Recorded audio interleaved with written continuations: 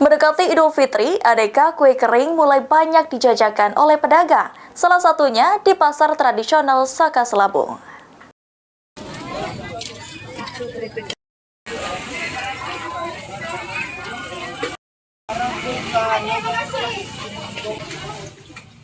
Mendekati Idul Fitri, aneka kue kering mulai banyak dijajakan oleh pedagang, salah satunya di pasar tradisional Saka Selabung.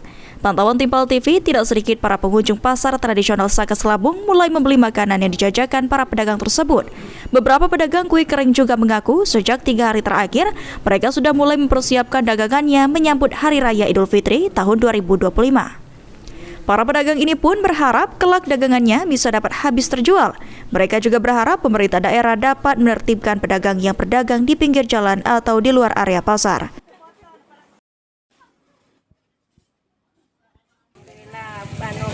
Makanan ringannya sudah berguyur, mulai ramai pembeli.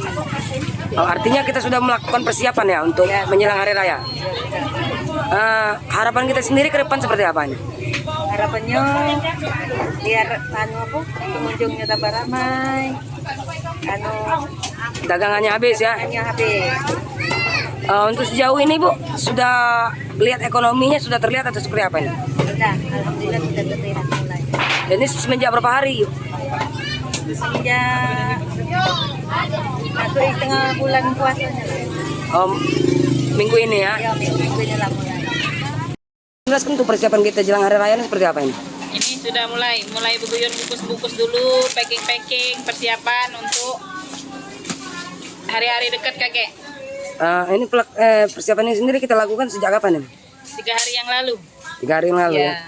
Untuk saat ini apakah sudah ada masyarakat yang beli-beli atau seperti apa ini? Sudah ada, mulai sedikit-sedikit sudah ada.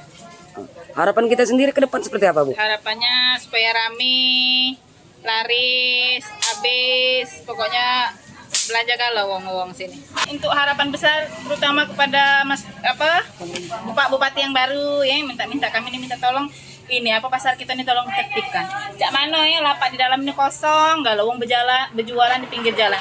Kalau yang dari sini sampai ke POM, jualan di jalan itu ya, di pinggir-pinggir jalan. Kalau yang di sana sampai ke terminal.